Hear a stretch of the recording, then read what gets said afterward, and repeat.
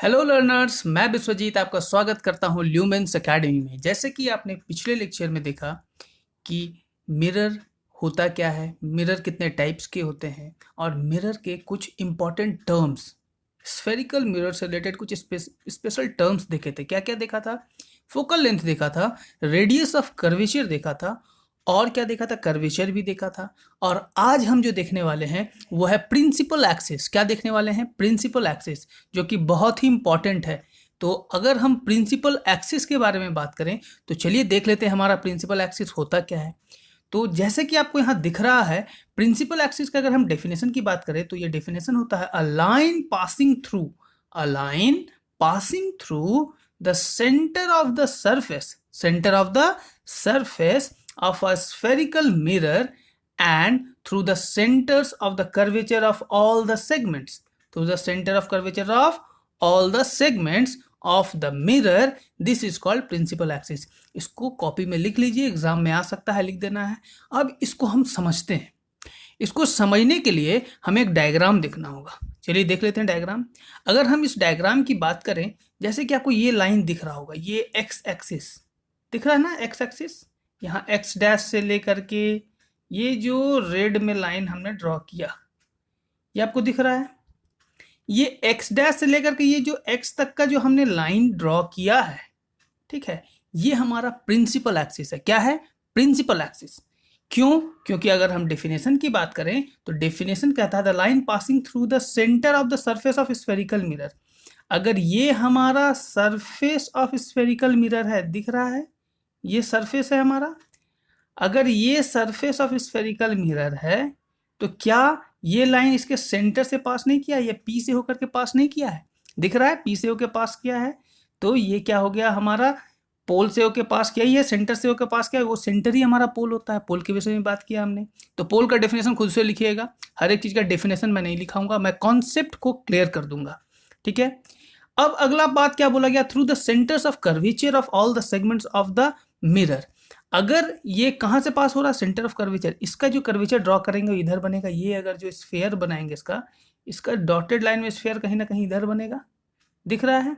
इस स्फेयर का कहीं ना कहीं जो सेंटर होगा वो यहाँ पे होगा।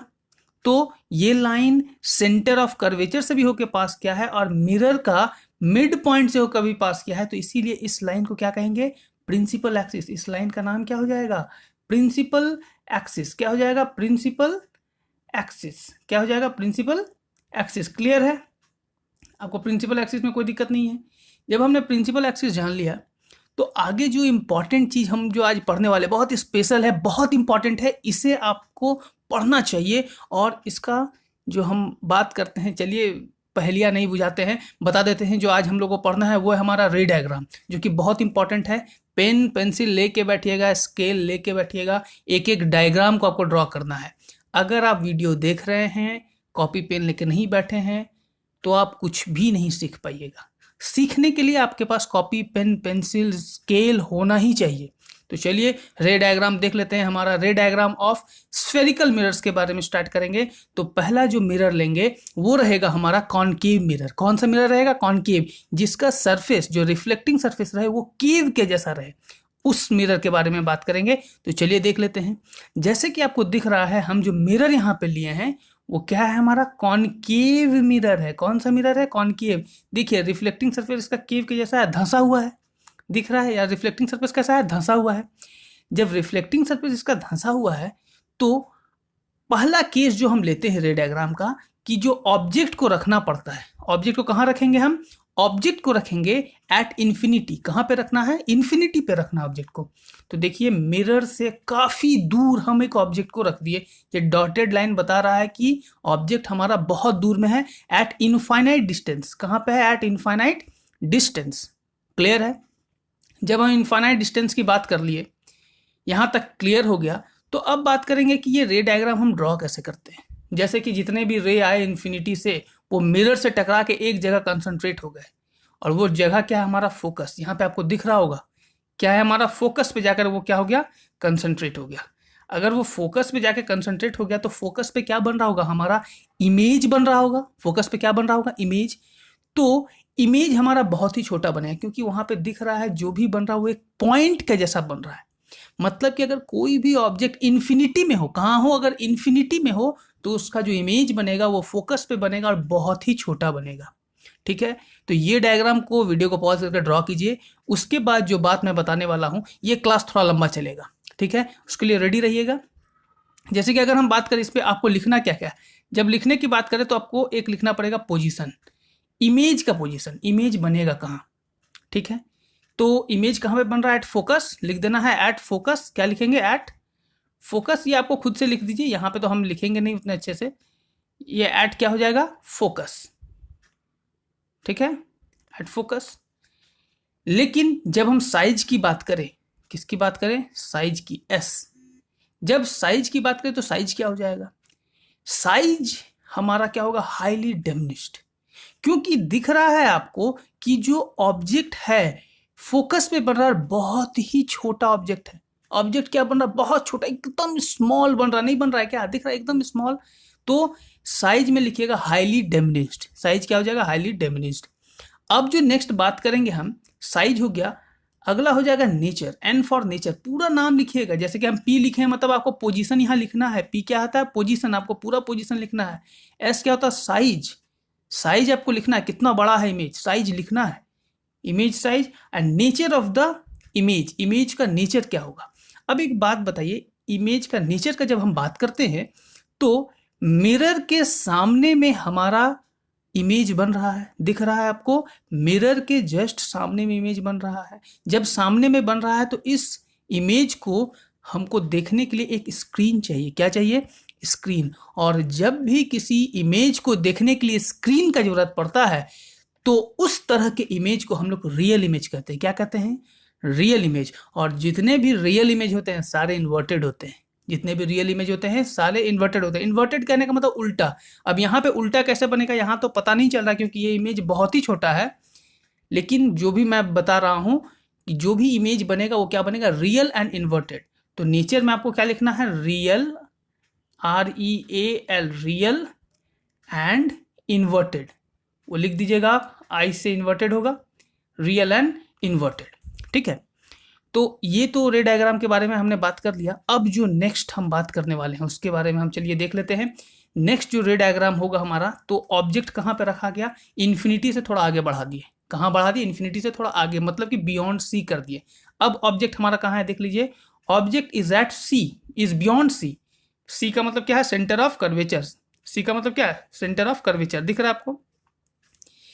जब हमने बात किया कि ये क्या हो गया, बियॉन्ड सी बन रहा है, इमेज हमारा कहाँ बन रहा है, बियॉन्ड सी। तो जब बियॉन्ड सी बनेगा तो रे डायग्राम कैसे बनाएंगे, एक ray parallel to the principal axis जाएगा। ये हमारा प्रिंसिपल एक्सिस है, दिख रहा है आपको, ये हमारा क्या हो गया, प्रिंसिपल एक्सिस। क्लियर है ना, ये प्रिंसिपल एक्सिस। ए बी क्या है हमारा, ऑब्जेक्ट। ये जो ए बी दिख रहा है आपको, ये क्या है हमारा, ऑब्जेक्ट। ए बी हमारा ऑब्जेक्ट हो गया और ए डैश बी डैश हो गया हमारा इमेज। ए डैश बी डैश क्या है हमारा, इमेज है। ठीक है ना, यहाँ पे आपको समझ में आ रहा होगा, सॉरी। तो आपको यहाँ पे इमेज के बारे में क्लियर हो रहा होगा कि इमेज हमारा होता क्या है। तो ये हमारा इमेज हो गया। अब अगर हम बात करें, पहला ray parallel to the principal axis, reflect करने के बाद फोकस से पास होगा। कहाँ से पास होगा, रिफ्लेक्ट करने के बाद फोकस से होकर के पास होगा। दिख रहा है आपको, फोकस से होकर पास हुआ है। उसके बाद कहाँ से कहाँ पास होगा, देखिए, सेंटर ऑफ, एक रे कहाँ से पास होगा, सेंटर ऑफ कर्वेचर से।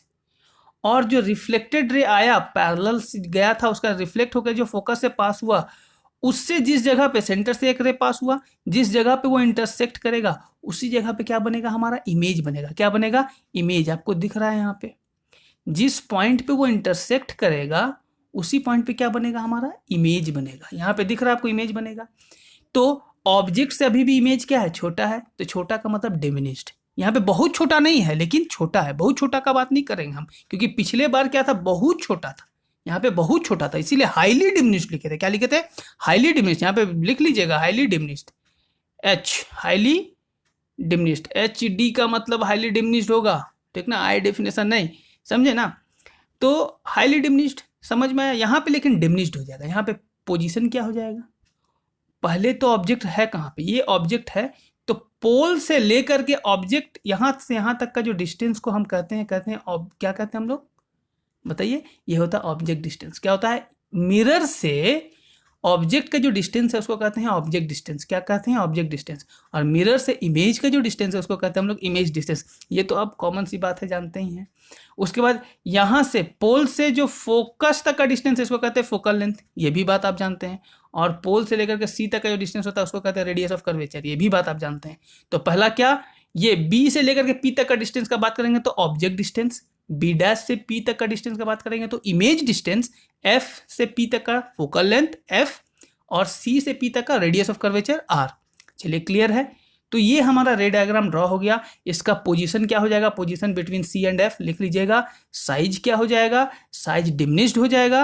और नेचर क्या हो जाएगा? ये भी स्क्रीन पे ही ऑब्टेन होगा। दिख रहा है, सामने में है, स्क्रीन के जस्ट सामने में है, तो एक स्क्रीन चाहिए। तो जब भी किसी स्क्रीन पे ड्रॉ करना होगा तो नेचर क्या हो जाएगा? Real and inverted. इन्वर्टेड का मतलब उल्टा, यहाँ पे तो उल्टा दिख रहा है ना, ये रियल इन्वर्टेड दोनों होगा। तो चलिए नेक्स्ट रे डायग्राम के बारे में बात कर लेते हैं। जब हम नेक्स्ट रे डायग्राम को देखेंगे, यहाँ पे कहाँ है हमारा ऑब्जेक्ट एट सी। पिछला बार कहाँ था हमारा? बियॉन्ड सी था। अब थोड़ा और आगे ले गया और सी पे रख दिया। कहाँ पे रख दिया? सी पे। जब सी पे रखे तो एक रे, अब तो एक रे सी से पास नहीं हो सकेगा, तो एक पैरेलल टू प्रिंसिपल एक्सिस जाएगा, फिर फोकस होकर पास होगा, फिर दूसरा डायरेक्ट फोकस से पास होकर के रिफ्लेक्ट होकर जाएगा। जिस जगह पे इंटरसेक्ट करेगा वहां पे इमेज बनेगा। दिख रहा है, एक गया यहाँ से पैरेलल, फिर फोकस से पास हुआ, दूसरा फोकस से पहले पास होगा, फिर रिफ्लेक्ट करेगा। जिस जगह पे इंटरसेक्ट करेगा ये यहाँ पे इंटरसेक्ट करेगा। दिख रहा है, जिस जगह पे इंटरसेक्ट किया वहां पे क्या बनेगा? हमारा इमेज। तो ए बी हमारा ऑब्जेक्ट है और ए डैश बी डैश हमारा इमेज है। तो अगर हम इसका पोजीशन की बात करें, पी पोजीशन क्या हो जाएगा इसका? एट सी। पोजीशन हो जाएगा एट सी। साइज की बात करें तो क्या हो जाएगा? Same size. पहले डिमिनिश था, अब क्या हो गया? Same size. अगर हम नेचर की बात करें तो क्या हो जाएगा? Real and inverted. यहाँ भी इसको हमको स्क्रीन में ही देखना होगा, ठीक है। ये भी क्या हो जाएगा? Real and inverted. यहाँ पे क्या हो जाएगा? Real and inverted. नेचर क्या हो जाएगा? Nature is real and inverted. Size is same size. दिख रहा है, सेम साइज है। और पोजीशन क्या हो जाएगा? एट सी। कहाँ पे बन रहा है? सी पे ही बन रहा है। ऑब्जेक्ट है कहाँ पे? ऑब्जेक्ट है सी पे है। और बन कहाँ रहा है इमेज? वो भी सी पे ही बन रहा है, लेकिन उल्टा बन रहा है। कैसा बन रहा है? उल्टा। उल्टा अगर बनेगा तो नेचर क्या हो जाएगा? Real and inverted. रियल कहने का मतलब जिस चीज को हम स्क्रीन पे ऑब्टेन करते हैं तो उसको कहते हैं रियल। अब स्क्रीन का मतलब जैसे कि आप सिनेमा घर में जिस पर्दे पे जो भी सिनेमा देखते हैं, वो जो स्क्रीन पे जितने भी इमेजेस चलते हैं, सारा इमेज हमारा रियल ही होता है। तो सिनेमा घर में जो फिल्म देखते हैं वो कैसा इमेज होता है? वो फिल्म या इमेज जो चल रहा है वो इमेज हमारा रियल होता है। क्लियर है? उसी तरह का यहाँ भी हमें एक स्क्रीन चाहिए इस इमेज को ऑब्टेन करने के लिए। क्लियर है? तो चलिए नेक्स्ट देख लेते हैं। नेक्स्ट रे डायग्राम क्या है? जब हम 4th नंबर में आते हैं तो पिछला बार हमारा सी पे था तो थोड़ा और आगे बढ़ा दिया ऑब्जेक्ट को। अभी क्या किया? थोड़ा और आगे बढ़ा दिए। जब हम ऑब्जेक्ट को थोड़ा और आगे बढ़ाए तो एक रे तो जाएगा parallel to the principal axis, फिर फोकस से होकर पास होगा। और दूसरा कहाँ से पास होगा? सी से पास होगा। दिख रहा है, सेंटर ऑफ कर्वेचर से पास हुआ है। एक parallel to the principal axis, फिर रिफ्लेक्ट करके फोकस से पास हुआ। और दूसरा टकराएगा यहाँ से इमेज से और जाके कहाँ से पास होगा? सी से पास होगा। जिस जगह पे इंटरसेक्ट करेगा वहां पे बन जाएगा इमेज। यहाँ भी रियल इन्वर्टेड बनेगा क्योंकि उल्टा है। दिख रहा है आपको? उल्टा है ना जी? उल्टा है। तो पी क्या हो जाएगा हमारा? ये पी एस और एन, पी एस और एन लिखेंगे। बताइए पोजीशन क्या हो जाएगा? पोजीशन इसका बियॉन्ड सी। क्या होगा? Beyond C. दिख रहा है आपको? बियॉन्ड सी लिख दीजिएगा पोजीशन में, बियॉन्ड सी। साइज क्या लिखेगा? एनलार्ज्ड। देखिए ऑब्जेक्ट से थोड़ा सा बड़ा हुआ है ना, ऑब्जेक्ट से क्या हुआ? थोड़ा बड़ा हो गया। जब ऑब्जेक्ट से बड़ा हो गया तो क्या कहेंगे? एनलार्ज हो गया। क्या हो गया? एनलार्ज। इसको लिख देना है, एनलार्ज। मतलब कि मैं बोल रहा हूं तो आप लिखते चलिए, ठीक है। तो एनलार्ज हो गया ऑब्जेक्ट। अब जो हम बात करेंगे, अब पोजीशन का तो बात कर लिए, बियॉन्ड सी। अब नेचर फिर वही रियल एंड इन्वर्टेड। अब एक चीज आप ऑब्जर्व कर रहे होंगे, जिस तरह से हम ऑब्जेक्ट को इन्फिनिटी से आगे ला रहे हैं, इमेज का साइज भी बढ़ता जा रहा है। ऑब्जेक्ट आगे बढ़ रहा है लेकिन इमेज का साइज क्या हो रहा है? इंक्रीज हो रहा है। जैसे जैसे मिरर के करीब आता है, कोई भी मिरर के सामने जैसे जैसे हमारा ऑब्जेक्ट आ रहा है तो इमेज का साइज क्या हो रहा है? इंक्रीज कर रहा है। दिखा देते हैं। पहली बार जब हम लिए थे तो बहुत छोटा बना था, दूसरी बार लिए तो थोड़ा बड़ा, थोड़ा सामने लाए इसको तो ये थोड़ा बड़ा हो गया, तीसरी बार में तो बराबर हो गया, ऑब्जेक्ट के साइज के बराबर हो गया, चौथी बार में ऑब्जेक्ट से बड़ा हो गया। अब चलिए 5वीं बार में एक चीज तो पता चल रहा होगा, थोड़ा और आगे ले जाएंगे। मतलब क्या? यहाँ से ले जाएंगे तो फोकस पे ले जाएंगे हम। ऑब्जेक्ट को कहाँ रखेंगे? अब फोकस पे रखेंगे। जब हम अब फोकस पे रखेंगे तो हमारा इमेज कहाँ पे बनेगा? तो बहुत बड़ा बनेगा। देख लेते हैं, रियल इन्वर्टेड तो बनेगा ही बनेगा। चलिए देख लेते हैं क्या है वो रे डायग्राम। तो जब इमेज को हम फोकस, ऑब्जेक्ट को हम फोकस पे रख दिया, ऑब्जेक्ट को अब कहाँ रखे हम, फोकस पे। जब ऑब्जेक्ट फोकस पे है तो एक तो पैरेलल जाएगा, फिर रिफ्लेक्ट होकर फोकस से आएगा। एक parallel to the principal axis, then reflect and passes through the focus. दिख रहा है, रिफ्लेक्ट हुआ, उसके बाद फोकस से पास हुआ। और दूसरा रे क्या हुआ, सेंटर ऑफ कर्वेचर से पास हुआ। और ये दोनों रे देखिए पैरेलल गया, और ये इंटरसेक्ट करेगा। पैरेलल रेज कहाँ इंटरसेक्ट करता है जानते हैं, पैरेलल रेज इन्फिनिटी में इंटरसेक्ट करता है। कहाँ पे करता है, इन्फिनिटी में। तो जो हमारा इमेज बनेगा इन्फिनिटी में बनेगा, बहुत बड़ा बनेगा। ठीक है, तो अगर हम पोजीशन की बात करें तो पोजीशन लिखिएगा एट इन्फिनिटी। पोजीशन क्या हो जाएगा, एट इन्फिनिटी। देखिए यहाँ पे लिखा हुआ है, पोजीशन क्या हो जाएगा, एट इन्फिनिटी। ठीक है, इमेज कहाँ बनेगा, इन्फिनिटी में बनेगा। अगर हम साइज की बात करें, इन्फिनिटी में बनेगा तो बहुत बड़ा बनेगा, बहुत हाईली एनलार्ज्ड। क्या लिखना है, साइज हाईली एनलार्ज्ड। ठीक है, साइज लिख दीजिएगा हाईली एनलार्ज्ड। क्लियर है, साइज हो जाएगा हाईली एनलार्ज्ड। उसका नेचर तो वही हो जाएगा, रियल इन्वर्टेड। यहाँ भी उल्टा बनेगा, पैरेलल रेस कहाँ जा रहा है, नीचे जा रहा है ना। जब पैरेलल रेस नीचे जाएगा तो जो हमारा इमेज बनेगा वो भी इन्वर्टेड बनेगा। मतलब कि इसको भी ऑब्टेन करने के लिए हमको स्क्रीन चाहिए। जब स्क्रीन चाहिए तो real image, real and inverted. ठीक है, तो रियल का जोड़ी इन्वर्टेड के साथ बनता है और वर्चुअल का जोड़ी इरेक्ट के साथ बनता है। इसीलिए जोड़ी क्या है, real inverted and virtual erect. इस बात को याद रखिएगा। चलिए अगला रे डायग्राम देख लेते हैं। अगला आदमी थोड़ा और आगे लेके गए, हम थोड़ा और तेज बन गए। क्या कि अभी तक तो फोकस पे लेके आए, फोकस पे दिखा कि बहुत ही बड़ा इमेज बन गया, इतना बड़ा बन गया कि दिख भी नहीं किया। ठीक है, फोकस पे इतना बड़ा इमेज बना कि हमको दिखा ही नहीं। जब हमें दिखा ही नहीं इमेज तो हम आगे क्या करेंगे, तो आगे देख लेते हैं। तो जब हम बात करेंगे इस चीज की, यहां पे आपको दिख रहा है फोकस से थोड़ा और आगे, पोल और फोकस के बीच में रखें। अब तो फोकस से पास होने का बात नहीं है, अब ये रिफ्लेक्ट होकर इधर से इधर जाएगा। ठीक है, यहाँ से टकराएगा पोल से, यहाँ पे आ जाएगा। दिख रहा है आपको ये रे, दिख रहा है ना, ये यहाँ से यहाँ जाएगा, पी में टकराएगा, ए से पहले पी में टकराएगा, फिर पी से एफ पे आएगा। दिख रहा है। दूसरा सी से पास हो जाएगा। दूसरा क्या हो जाएगा, सी से। पहले भी सी से पास होता था, यहाँ पे तो फोकस से पास ही नहीं हो पाएगा। अब ये दोनों तो अलग अलग दिशा में जा रहा है, ये कभी भी मीट करेगा क्या, इम्पॉसिबल है, मीट ही नहीं कर सकता। ए सी का डायरेक्शन और पी एफ का डायरेक्शन कभी भी मीट करेगा, इम्पॉसिबल, कभी मीट नहीं करेगा। इधर मीट नहीं करेगा, लेकिन ये पीछे तो मीट करेगा ना। दिख रहा है ना, तो ये दोनों मीट करके कहाँ मीट हुआ है, ए पे मीट हुआ है। पीछे जब प्रोसीड करा के मीट कराए हैं वो कहाँ, ए डैश पे मीट कर गया। कहाँ पे मीट कर गया है, ए डैश पे। ठीक है, जब वो ए डैश पे मीट कर गया है तो ए डैश बी डैश हमारा इमेज बना है। ठीक है, अब देखो जो इमेज मिरर के अंदर में इमेज बन रहा है। हम जब भी मिरर देखते हैं, आईना देखते, तो आईना के अंदर में ना अपने आप को देखते हैं जी। जो इमेज बनता है आईना के अंदर में बनता है।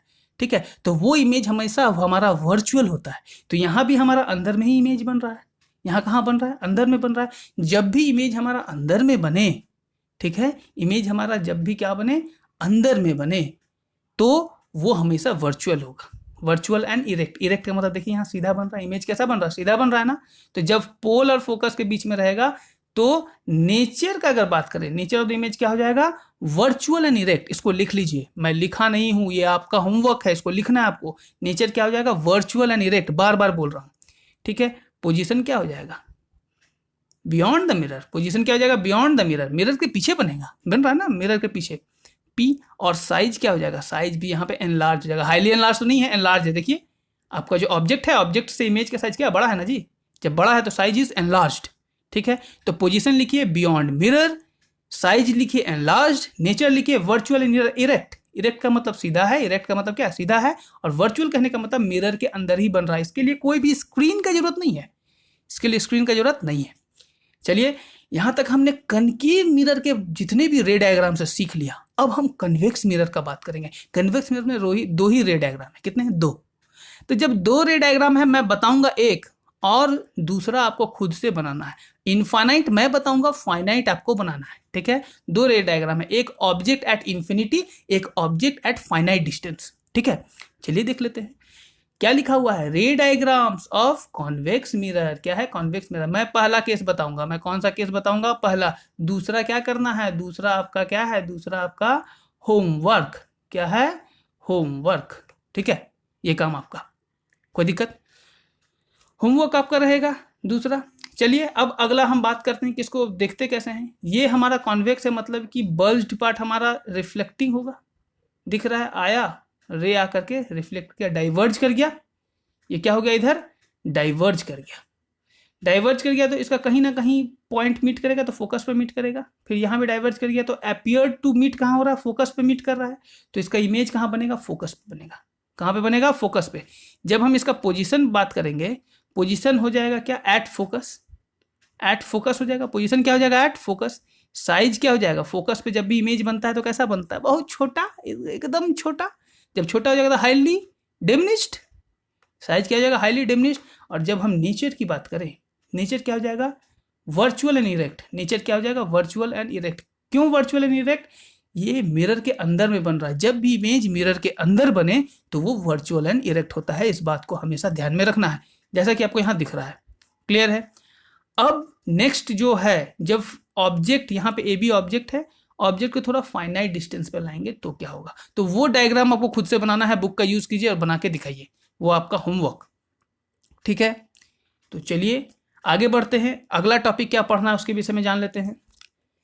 Very good, mirror formula. Mirror formula क्या होता है जी, हाँ मिरर फॉर्मूला पढ़े हैं, मतलब कि एक ऐसा फॉर्मूला जिससे अगर ऑब्जेक्ट डिस्टेंस या इमेज डिस्टेंस दिया हुआ है तो focal length of the mirror निकल जाएगा। बड़ा इंटरेस्टिंग, वेरी इंटरेस्टिंग। क्या है कि अगर हमारा इमेज डिस्टेंस दिया हुआ है और ऑब्जेक्ट डिस्टेंस दिया हुआ है तो फोकल लेंथ निकल जाएगा। फोकल लेंथ दिया हुआ है और इमेज डिस्टेंस दिया हुआ है तो ऑब्जेक्ट डिस्टेंस निकल जाएगा। वेरी इंटरेस्टिंग, ठीक है। तो फॉर्मूला हमारा यहाँ पे है। अब बात है कि सर ये फॉर्मूला आया कहाँ से, अपने से लिख दिए? हम बोले नहीं, फॉर्मूला हम डिराइव करते हैं, लेकिन क्लास 10th में इसका डेरिवेशन उतना इंपॉर्टेंट नहीं है। लेकिन अगर आपके अंदर बहुत ही ज़्यादा इच्छा है, तीव्र इच्छा है इस फॉर्मूला के डेरिवेशन को जानने की, तो देखिए ऊपर में आई बटन में लिंक दिया हुआ है, आई बटन को क्लिक कीजिए, डेरिवेशन सीख लीजिए, और क्या है। तो इसका डेरिवेशन भी हो जाएगा, एक वैसे 12th का पार्ट है, लेकिन अगर आपको सीखने की इच्छा है तो मैं वहाँ भी बताया हुआ हूँ, वहाँ भी आप अच्छे से सीख सकते हैं, ऐसा नहीं है कि नहीं सीख सकते, वेरी इजी, ठीक है। तो मिरर फॉर्मूला में क्या है, 1/f is equal to 1/v plus 1/u दिख रहा है। तो f क्या होता है, फोकल लेंथ, f क्या है, फोकल लेंथ। u क्या है हमारा, u हमारा ऑब्जेक्ट डिस्टेंस, क्या है हमारा ऑब्जेक्ट डिस्टेंस। v क्या है, इमेज डिस्टेंस, v क्या है, इमेज डिस्टेंस दिख रहा है। मतलब कि f का मतलब फोकल लेंथ, फोकस से लेकर तक के पोल तक का दूरी को फोकल लेंथ। u ऑब्जेक्ट से लेकर के पोल तक का दूरी को ऑब्जेक्ट डिस्टेंस। v इमेज से लेकर के पोल तक का डिस्टेंस को हमारा इमेज डिस्टेंस। ये बात समझ में आया, क्लियर है। मिरर फॉर्मूला क्या होता है दिख गया आपको। इस मिरर फॉर्मूला को लिख लीजिए कॉपी में, ठीक है। इसके विषय में हम लोग न्यूमेरिकल्स बनाएंगे आगे जाके। तो न्यूमेरिकल्स बनाने से पहले हमें एक और चीज़ जानना है, सीखना है। बिना सीखे आप न्यूमेरिकल नहीं बना सकते, क्योंकि वो जानना इसलिए इम्पॉर्टेंट है क्योंकि ये जो मिरर फॉर्मूला डिराइव हुआ है वो उसी कॉन्सेप्ट से हुआ है, और वो कॉन्सेप्ट का नाम है साइन कन्वेंशन।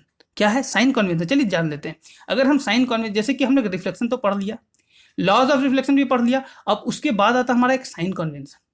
क्या है, साइन कन्वेंशन बहुत इंपॉर्टेंट है, ध्यान से सुनिएगा। साइन कन्वेंशन होता क्या है, अगर हम साइन कन्वेंशन की बात करें तो यहाँ पे हम एक मिरर बना दिए हैं, दिख रहा है आपको ये मिरर, कौन सा मिरर है, कॉनकेव मिरर है, वेरी गुड, कॉनकेव मिरर है।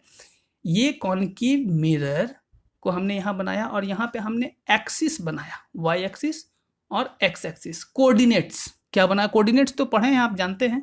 तो एक वाई कोऑर्डिनेट बना दिया और एक्स कोऑर्डिनेट बना दिया। तो इस तरह से कोऑर्डिनेट बनाया कि जो ओरिजिन होगा वो हमारा पोल होगा, पोल से उसका ओरिजिन पास किया होगा। उस कोऑर्डिनेट का जो ओरिजिन पास किया होगा, कहाँ से पास किया होगा, पोल से पास किया होगा। इस बात को ध्यान में रखना है। तो इस तरह से बना दिया, पोल हमारा ओरिजिन है। अब अगर हम बात करें कि हमारा कौन सा, मतलब कि focal length, radius of curvature या फिर image distance, object positive negative क्या होगा, अब इसी कोऑर्डिनेट के अकॉर्डिंग देखेंगे। अगर हम लेफ्ट साइड जाएं, किधर जाएं, लेफ्ट साइड जाएं, तो लेफ्ट साइड हमारा क्या होता है, देखिए तो लेफ्ट साइड जाने पे चीज़ क्या हो जाता है, नेगेटिव। कुछ भी हो लेफ्ट साइड, अगर लेफ्ट साइड फोकल लेंथ हो तो फोकल लेंथ नेगेटिव लिखेंगे, ठीक है। लेफ्ट साइड इमेज डिस्टेंस हो तो इमेज डिस्टेंस को नेगेटिव लिखेंगे। लेफ्ट साइड अगर हमारा ऑब्जेक्ट हो तो ऑब्जेक्ट डिस्टेंस को हम लोग क्या लिखेंगे, नेगेटिव लिखेंगे, ठीक है, जैसा कि आपको दिख रहा है। और यहाँ पे ये नेगेटिव कैसा हुआ, ये हमारा कॉनकेव है। कॉनकेव का जो स्फीयर बनता है वो इस साइड बनेगा ना, कॉनकेव का स्फीयर कहीं ना कहीं इधर ही बनेगा जी, दिख रहा है, उतना अच्छा से तो नहीं बन पाया लेकिन मैं कोशिश किया। तो ये जो स्फीयर बनेगा वो इधर ही बनेगा, तो इसका रेडियस भी इधर ही बनेगा, नेगेटिव साइड, ठीक है। तो इसीलिए focal length of concave mirror क्या हो जाता है, negative. Focal length of concave mirror क्या हो जाएगा, नेगेटिव, ऐसे दिख रहा है आपको यहाँ पे, ठीक है। तो फोकल लेंथ कॉनकेव मिरर का क्या हो जाता है, नेगेटिव हो जाता है। अब सॉरी, ये क्लियर है। अब ऑब्जेक्ट किधर रहेगा, अगर मान लिया ऑब्जेक्ट को हम इधर रखते हैं, ठीक है, एक्स डैश के तरफ, तो हमारा ये भी नेगेटिव साइड आ गया, ठीक है। तो वहाँ भी यू को भी नेगेटिव लिख लेंगे, ठीक है। उसके बाद भी किधर बन रहा है वो देख लेंगे, भी अगर पॉजिटिव तरफ बनेगा तो पॉजिटिव में आएगा, अगर नेगेटिव तरफ आएगा तो नेगेटिव में आएगा आंसर, जैसा रहेगा। अब जो निकालना रहेगा वो ऑटोमेटिक पॉजिटिव या नेगेटिव में आ जाएगा, उसको आपको लिखने का खुद से जरूरत नहीं है। जो वैल्यू आपको निकालना है वो खुद ब खुद पॉजिटिव या नेगेटिव में आ जाएगा। अगर वो पॉजिटिव में रहेगा तो पॉजिटिव में आ जाएगा, अगर वो नेगेटिव में रहेगा तो नेगेटिव में आ जाएगा। इस बात को ध्यान रखना है। फाइनली कोई भी साइन नहीं बैठाना। इनिशियली जो गिवन है, गिवन में हमेशा हम लोग साइन कन्वेंशन लगाते हैं। अगर इधर नेगेटिव है तो नेगेटिव हो जाएगा, इधर अगर कोई भी ऑब्जेक्ट रहा तो पॉजिटिव, ऊपर कोई भी चीज रहा तो पॉजिटिव, नीचे रहा तो negative. Right side positive, left side negative, इस बात को याद रखना। राइट साइड क्या होता है, पॉजिटिव, राइट साइड कोई भी चीज क्या होगा, पॉजिटिव, और लेफ्ट साइड कोई भी चीज क्या होगा, नेगेटिव। ऊपर क्या होगा, पॉजिटिव, नीचे क्या होगा, नेगेटिव। क्लियर है, दिख रहा है आपको। ये चीज अगर आपको अच्छे से समझ में आया, नहीं आया तो थोड़ा सा रिवाइंड करके फिर से सुन सकते हैं सारी बातों को, तो अच्छे से समझ में आ जाएगा। ऐसा नहीं है कि एक बार मैं बोल दिया तो समझ में आ ही जाएगा, एक बार रिवाइंड करके देखिए, शायद अच्छे से समझ में आ जाए, ठीक है। अगर समझ में आ गया तो चलिए नेक्स्ट, मतलब कि कहने का मतलब क्या, left side negative, right side positive, simple तो है। ऊपर पॉजिटिव, नीचे नेगेटिव, सीधा सीधी है। ऊपर नीचे का वैसा ज़्यादा यूज होता नहीं है, वो हम लोग इमेज हाइट जब देखते हैं तब यूज करते हैं। अभी फिलहाल तो इमेज हाइट का बात नहीं है, जब आएगा तब देखेंगे। तो फिलहाल हम लोग को लेफ्ट साइड अगर कोई भी चीज़ दिखे तो नेगेटिव मार दो, और राइट साइड कोई भी चीज़ दिखे तो पॉजिटिव कर दो। कोई दिक्कत है क्या? चलिए आगे देख लेते हैं। आगे एक न्यूमेरिकल बनाइए, आप लोग के लिए है। जैसे कि न्यूमेरिकल आपको दिख रहा है, न्यूमेरिकल क्या है हमारा, a needle is placed 12 centimetre away from a convex mirror. कौन सा मिरर है जी? Convex mirror. और अभी हमने साइन कन्वेंशन किसका बताया था? कॉनकेव मिरर का, ठीक है। कॉनकेव मिरर का फोकल लेंथ क्या होता था? नेगेटिव। कॉन्वेक्स ऐसा बनेगा, ठीक है, उस केस में उसका पॉजिटिव हो जाएगा, ठीक है। तो यहाँ पे फोकल लेंथ कॉन्वेक्स मिरर का पॉजिटिव में लेना है। कैसे लेना है, अगर आप लेके बना सकते हैं तो बनाइए। Needle is placed 12 centimetre apart. जब भी नीडल रखा रहेगा तो वो हमेशा, एक चीज़ हमेशा याद रखिए, न्यूमेरिकल बनाने से पहले किसी भी चीज़ को इमेजिन कर लीजिए।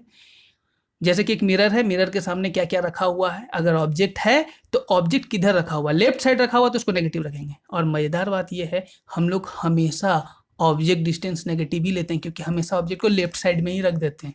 बात समझ में आया कि नहीं? ऑब्जेक्ट को कहाँ रख देते हैं? लेफ्ट साइड में रख देते हैं। क्लियर है? जब ऑब्जेक्ट को हम लेफ्ट साइड में रख देते हैं तो बात को समझना है आपको, ठीक है। जब हम ऑब्जेक्ट को कहाँ रखते हैं? लेफ्ट साइड में। अब आगे देखते हैं, तो क्या हो जाएगा? नेगेटिव। यहाँ पे देखिए ना, अभी लेफ्ट में क्या हो जाएगा? नेगेटिव, राइट में पॉजिटिव, ठीक है। अब जो नेक्स्ट हमारा आता है वो हमारा क्या है? ये न्यूमेरिकल, इसको बनाइए, वीडियो को पॉज करके कॉपी कर लीजिए और बनाइए। क्या है? फोकल लेंथ दिया हुआ है ना जी, focal length, needle, object distance भी दिया हुआ है, यू दिया हुआ है और एफ दिया हुआ है। भी निकालना है, इमेज का लोकेशन निकालना है, मतलब भी का वैल्यू निकालना है। बनाइए। चलिए, अगर बन गया तो देख लेते इसका सोल्यूशन कैसे होगा।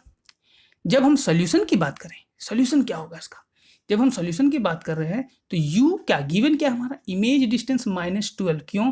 क्योंकि देखिए पहले तो हम कॉन्वेक्स मिरर को ड्रॉ किए। जब हमने कॉन्वेक्स मिरर को ड्रॉ किया तो ये हमारा मिरर होगा, दिख रहा है। और ऑब्जेक्ट जब भी प्लेस करेंगे कहीं ना कहीं इधर ही ना प्लेस करेंगे जी। क्लियर है? ऑब्जेक्ट तो ये लेफ्ट साइड ऑब्जेक्ट है कि राइट साइड है? जब left side object, left side है ना जी, जब लेफ्ट साइड ऑब्जेक्ट है तो लेफ्ट साइड हमने क्या लेते थे? Negative sign. तो u = -12 सेंटीमीटर लिखा हुआ है ना, लिख दिया हमने। अब ये जो सर्कल बनेगा, दिख रहा है, ये सर्कल जो हमारा बनेगा, क्लियर है, ये हमारा राइट साइड बनेगा। तो इसका रेडियस भी क्या हो जाएगा? Right side. और फोकल लेंथ भी कितनी जगह? Right side. मतलब कि इसका फोकस हमारा पॉजिटिव होगा। तो फोकल लेंथ को क्या हमने पॉजिटिव में नहीं लिखा है? दिख रहा है ना आपको? फोकल लेंथ को हमने कैसे लिख दिया है? पॉजिटिव लिख दिया है। क्लियर है? कोई दिक्कत? जब हमने फोकल लेंथ को इसका पॉजिटिव लिख दिया तो पॉजिटिव क्या हो गया? पॉजिटिव 15। देखिए यहाँ पे लिखा हुआ है प्लस फोकल लेंथ 15 सेंटीमीटर। तो हमने प्लस में क्यों लिखा? क्योंकि ये कॉन्वेक्स मिरर है। कॉन्वेक्स मिरर का फोकल लेंथ हमेशा पॉजिटिव। क्यों पॉजिटिव? आपको ये चीज यहाँ से दिख रहा होगा। अगला, अगला क्या है हमारा, मिरर फॉर्मूला हम लोग जानते हैं, मिरर फॉर्मूला हम लोग पढ़े, अभी पढ़े, 1/v + 1/u = 1/f। तो v तो निकालना है ना जी, ये पार्ट तो निकालना है ना, तो u दिया हुआ है तो वैल्यू पुट करेंगे तो -12, तो यहाँ -12 पुट कर दिए, और f 15 था तो 15 यहाँ पुट कर दिए। अब ये -12 है, -1/12 है, तो ये इधर जाएगा ना, तो इधर जाएगा तो क्या होगा, प्लस हो जाएगा, देखिए प्लस हुआ है, दिख रहा है ना, प्लस में लिख दिए। अब दोनों का 12 और 15 का एलसीएम लेंगे तो कितना होगा, 60 होगा, 60 होगा, तो यहाँ 60 को 15 से भागा देंगे तो 4 आएगा, और यहाँ पे 5 आ जाएगा। ठीक है, मतलब कि एलसीएम लेना है, फ्रैक्शन काट का एलसीएम ले लिए, तो 4 + 5/60 आ गया, ये 9/60 हो जाएगा। 9 और 60 काटेंगे, मतलब कि चाँद पे भेजेंगे तो कितना हो जाएगा, 3/20 आएगा, 3/20। तो 1/v का जब रेसिप्रोकल करेंगे तो v होगा, तो इधर भी रेसिप्रोकल करना होगा, तो 3/20 का रेसिप्रोकल करेंगे तो 20/3 हो जाएगा, क्योंकि हमको तो v का वैल्यू निकालना है ना, किसका वैल्यू निकालना है, v का। तो 1/v का रेसिप्रोकल करेंगे, v को उल्टा करेंगे, इधर v को उल्टा, 1/v को उल्टा करेंगे तो यहाँ 3/20 भी उल्टा हो जाएगा, तो हो गया है, तो 20/3 हो गया है। तो v = क्या आ गया, 20/3, और ये देखिए वैल्यू पॉजिटिव में आया है। ठीक है, तो आंसर मतलब क्या, इमेज किधर बनेगा, इधर ही बनेगा, इमेज हमारा राइट साइड ही बनेगा। तो और जो हमारा इमेज डिस्टेंस आया है वो क्या आ गया है, 6.67 सेंटीमीटर। उम्मीद करते हैं ये न्यूमेरिकल आपको अच्छे से समझ में आया होगा। कैसे सॉल्व किया हमने, साइन कैसे बैठाया हमने, नेगेटिव साइन कैसे बैठाया, पॉजिटिव साइन कैसे बैठाया, इसको प्रैक्टिस करने से आपको ज़्यादा अच्छे से समझ में आएगा। इसको बिना प्रैक्टिस किए आप सोचिएगा कि हम काम कर लेंगे तो वो पॉसिबल नहीं है। तो मैं फिर से एक बार कोशिश करता हूँ इसे समझाने का। जैसे कि ये आपके पास एक क्या है, मिरर है, मिरर का जो ये कर्वेचर बन रहा है वो राइट हैंड साइड बन रहा है, तो इसका radius of curvature right hand side होगा, फोकल लेंथ भी राइट हैंड साइड होगा, और राइट हैंड साइड कोई भी चीज़ क्या होता है, पॉजिटिव। अभी साइन कन्वेंशन हमने सीखा, देखिए साइन का पॉजिटिव, राइट हैंड साइड कोई भी चीज़ क्या होता है, पॉजिटिव, तो यहाँ पे पॉजिटिव हो गया, फोकल लेंथ इसका क्या हो गया, पॉजिटिव। लेकिन अगर ये कॉन्केव रहता तो नेगेटिव हो जाता, फोकल लेंथ क्या होता है, नेगेटिव हो जाता। इमेज डिस्टेंस नेगेटिव, क्योंकि कोई भी ऑब्जेक्ट डिस्टेंस, यू हमारा ऑब्जेक्ट डिस्टेंस होता है, तो ऑब्जेक्ट क्या रहेगा, हमेशा राइट हैंड साइड रहेगा, तो ये क्या हो गया हमारा, पॉजिटिव। ठीक है, क्लियर। और जब ये पॉजिटिव हो गया इधर, तो इसके कारण हमारा कुछ ना कुछ क्या होगा, इमेज बनेगा ना जी। अब इमेज बना तो इमेज कितना दूर पे बनेगा, तो इमेज हमारा, एक बात आप जान लीजिए, कॉन्वेक्स मिरर में हमेशा इमेज वर्चुअल इरेक्ट बनता है, मतलब राइट हैंड साइड बनेगा, हमेशा राइट हैंड साइड। तो हमारा राइट हैंड साइड आया है, प्लस में आंसर आया ना जी। तो कैसे सॉल्व किया, ये सारा चीज़ समझ में आ गया। ठीक है, focal length of convex mirror हमारा पॉजिटिव होता है, focal length of concave mirror हमारा नेगेटिव होता है ना। तो सारा चीज़ को आप लिख लीजिए। इमेज डिस्टेंस हमेशा याद रखिए, ऑब्जेक्ट डिस्टेंस चाहे वो कॉनकेव का हो या कॉन्वेक्स का, हमेशा नेगेटिव ही लेंगे, क्योंकि हमेशा लेफ्ट साइड ही रखते हैं। ठीक है, क्योंकि मिरर के पीछे तो कोई भी चीज़ नहीं ना रखेंगे जी, मिरर के पीछे रखेंगे तो इमेज बनेगा क्या, बनेगा ही नहीं। इसीलिए हमेशा object distance is negative, you हमेशा नेगेटिव होगा, जब भी दिया रहा है यू तो नेगेटिव में लिखना है, क्यों, क्योंकि वो हमेशा लेफ्ट साइड होता है। क्लियर, क्योंकि अभी तक जितना भी रे डायग्राम देखा वहां पे देखिए ऑब्जेक्ट रखा हुआ कहाँ है, हर एक केस में देखिएगा वो कहाँ रखा हुआ है, वो लेफ्ट हैंड साइड ही रखा हुआ, कभी भी वो राइट हैंड साइड नहीं रहेगा। चेक कर लिए, जितने भी रे डायग्राम अभी कॉपी में ड्रॉ किए हैं सारा चेक कीजिए, आपको सारा चीज़ अभी अच्छे से पानी के जैसा क्लियर हो जाएगा। तो उम्मीद करते हैं ये न्यूमेरिकल अच्छे से समझ में आया होगा। जब ये न्यूमेरिकल अच्छे से समझ में आ गया तो चलिए आगे बात करते हैं जिस टॉपिक को लेकर के आप बहुत ज़्यादा चिंतित थे। ठीक है, उसके विषय में भी आज बात करेंगे हम। जैसे कि रिफ्रैक्शन, सबको पूछ रहा था कि रिफ्रैक्शन क्या होता है, रिफ्रैक्शन बताएंगे बाबा, इसी वीडियो में बता दूंगा लास्ट में। लेकिन उससे पहले एक टॉपिक पढ़ना है जो कि है मैग्नीफिकेशन। ये मैग्नीफिकेशन है क्या? जब हम मैग्नीफिकेशन की बात करते हैं तो कोई भी इमेज ऑब्जेक्ट के कंपैरिजन में कितना बड़ा या छोटा है, ये जो पैरामीटर बता देता है, वही पैरामीटर को हम लोग मैग्नीफिकेशन कहते हैं। उसी पैरामीटर को क्या कहेंगे, मैग्नीफिकेशन। एकदम clear cut.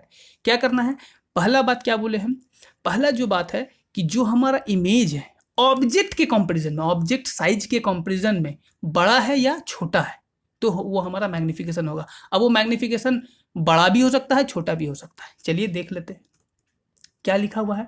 Magnification produced by mirror. अगर हम मैग्नीफिकेशन प्रोड्यूस्ड बाय मिरर की बात करें तो यहाँ हमारा मैग्नीफिकेशन क्या है, m, दिख रहा है आपको m।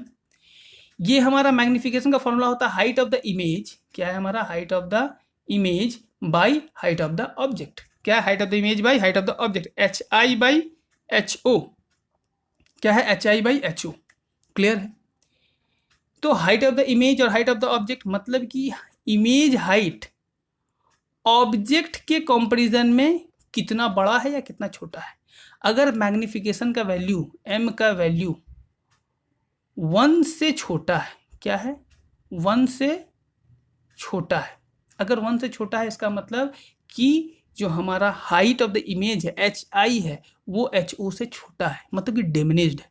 ठीक है, m इज लेस देन 1 का मतलब diminished, m is less than 1 का मतलब डिमिनिश्ड। इस पार्ट को भी लिख लीजिएगा।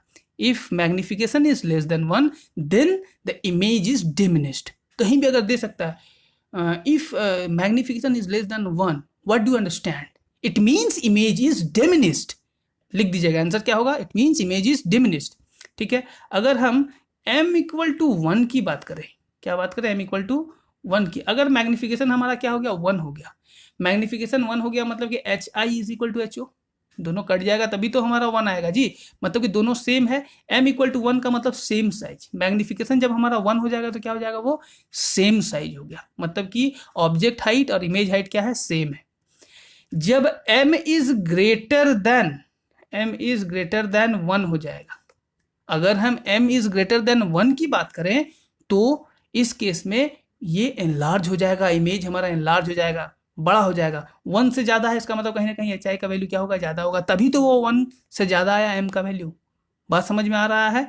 रेसिप्रोकल तो आप समझते ही होंगे फ्रैक्शन में, अगर वो hi का वैल्यू ज़्यादा है तभी तो जब हम इसको कैंसिल करेंगे तो ये 1 से ज़्यादा आएगा m का वैल्यू। तो m is equal to hi/ho, कोई दिक्कत।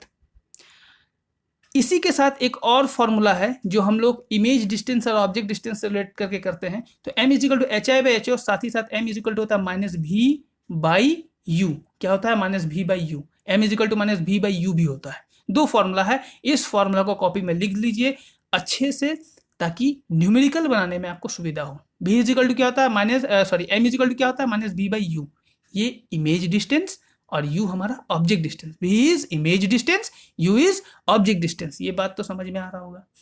अब जो नेक्स्ट हम बात करने वाले हैं वो आपके रिक्वेस्ट पे रिफ्रैक्शन। चलिए देख लेते हैं क्या होता है रिफ्रैक्शन। अगर हम रिफ्रैक्शन की बात करें, थोड़ा सा इंट्रोडक्शन देंगे, ज़्यादा नहीं बताएंगे, अगले लेक्चर में बताएंगे रिफ्रैक्शन क्या होता है। लेकिन उससे पहले कुछ न्यूमेरिकल्स बनाइए, घर में बैठ के एनसीईआरटी बुक को उठाइए, जो भी आपके पास एचसी वर्मा का बुक है तो एचसी वर्मा का बुक उठाइए, बहुत मजा आएगा। एक बार न्यूमेरिकल बनाना स्टार्ट कीजिएगा तो अगर कॉन्सेप्ट आपको समझ में आया, ठीक है, तो बहुत बढ़िया बात है। अगर नहीं आया तो दोबारा जरूर देखिए वीडियो को, क्योंकि एक बार में आप समझ जाइएगा ऐसा भी जरूरी नहीं है। ठीक है, इसलिए दोबारा देखना भी जरूरी है। ठीक है, तो चलिए रिफ्रैक्शन की बात करते हैं। तो रिफ्रैक्शन होता क्या है, जब हम रिफ्रैक्शन की बात करें तो रिफ्रैक्शन होता है हमारा इंट्रोडक्शन में the bending of light, light का बेंड करना when it goes from one medium to another medium, जब एक मीडियम से वो दूसरे मीडियम में जाए। कहाँ से एक मीडियम, अब मीडियम होता क्या है, हवाई मीडियम है, पानी मीडियम है, तेल मीडियम है, कांच मीडियम है, जिस जगह से लाइट पास हो सके।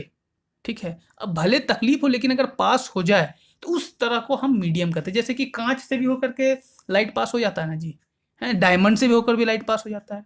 लेकिन अगर बोलेंगे दीवार के आर पार जाता है क्या लाइट, नहीं जाता है, तो दीवार को हम मीडियम नहीं कहेंगे। एक ऐसा मीडियम जहां से लाइट पास हो सके, ठीक है, तो उसे हम मीडियम कहेंगे। तो लेकिन मीडियम में जाने से लाइट पे कुछ ना कुछ इफेक्ट पड़ता है, इसके बारे में हम बात करेंगे। तो क्या होता है जब लाइट एक मीडियम से, जैसे कि ऊपर वाला यहाँ पे आपको दिख रहा है, ग्लास के ऊपर में यहाँ पेंसिल दिख रहा है ना जी, पहले पेंसिल सीधा था, पानी में जैसे ही गया ना, पानी एक मीडियम है, पानी क्या है, ये वाला पार्ट एक मीडियम है और ये एक मीडियम है, एयर एक मीडियम है। तो जब एयर से पानी में लाइट गया, ठीक है, तो वो बेंड कर गया, क्या हो जाता है, बेंड हो जाता है। जैसे कि बोला गया है the bending of light, light का बेंड करना कब, जब वो एक मीडियम से when it goes from one medium to another medium, जब वो एक मीडियम से दूसरे मीडियम में जाए तो उसे हम क्या कहते हैं, उस समय क्या होता है, बेंडिंग ऑफ लाइट। यहाँ पे दिख रहा है, ये जो भी आपको दिख रहा है लाइट के कारण ही दिख रहा है, लाइट रिफ्लेक्ट होकर आपके आंख तक आ रहा है, तो ये क्या है, कुछ नहीं, बस लाइट ही है। जो पेंसिल आपको दिख रहा है वो क्या, लाइट ही है, और ये भी लाइट है। तो लाइट क्या हुआ, जब एक मीडियम एयर से पानी में गया तो क्या हो गया, ये बेंड हो गया, जो कि आपको दिख रहा है। ये लाइव एग्जांपल, ये मैंने ग्लास में पेंसिल डाल के खुद फोटो लिया है, ठीक ना, तो ये खुद से एक्सपेरिमेंट किया हुआ है जैसे कि आपको दिख रहा है। ठीक है, उम्मीद करते हैं ये यहाँ तक आपको जो भी हम रिफ्रैक्शन में बताया, रिफ्रैक्शन क्या होता है समझ में आया। रिफ्रैक्शन में लाइट को एक मीडियम से दूसरे मीडियम में जाना होता है, मतलब कि वो हवा से पानी में जाएगा।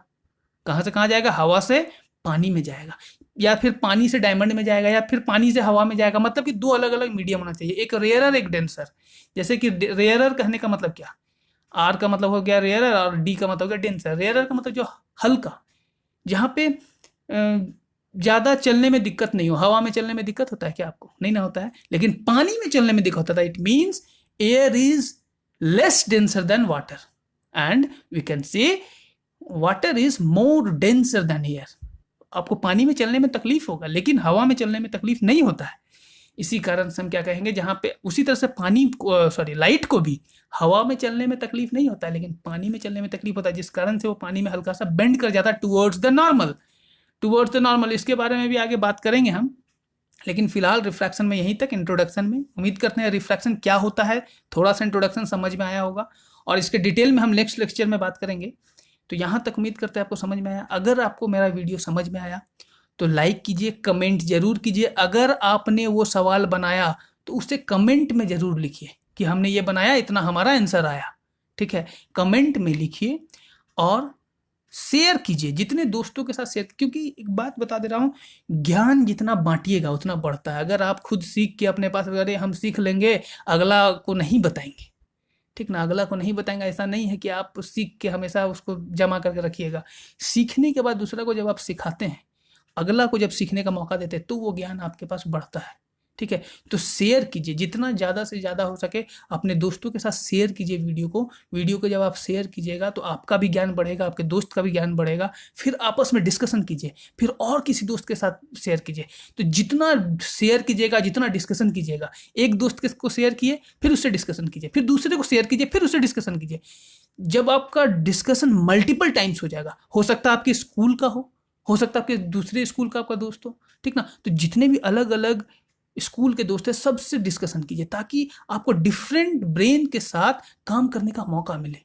तो सब जितने भी दोस्त हैं सबको शेयर कीजिए, कमेंट कीजिए, लाइक कीजिए, सब्सक्राइब कीजिए, ताकि आपको नया वीडियो जैसे जैसे मैं डालता रहूँ आपको मिलता रहे। तो तब तक के लिए थैंक यू, और अगले वीडियो में हम लोग मिलेंगे। अगले वीडियो में हम लोग देखेंगे रिफ्रैक्शन के बारे में। ठीक है, तो चलिए, धन्यवाद।